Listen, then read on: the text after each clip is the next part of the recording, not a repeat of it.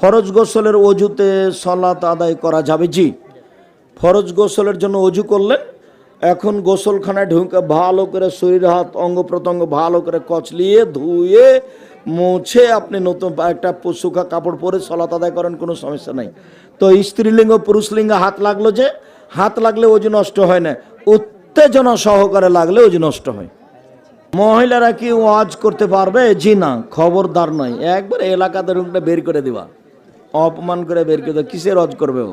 আর কণ্ঠই তো পর্দা, মানুষ সামনে চিল্লে কথা বলবে মানে কোন সাহসে বলবে? খবরদার, চামাইটা মাটিতে কোনো মহিলা যেন এই কাজ করতে না যায়।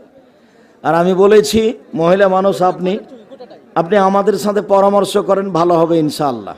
পায়ে মোজা পরে সালাত আদায় করলে সালাত হবে। এক রেকাত বিতর নামাজ পড়লে কয়টা সূরা পড়তে হয়? একটাই, সূরা ফাতিহার অন্য সূরা একটা।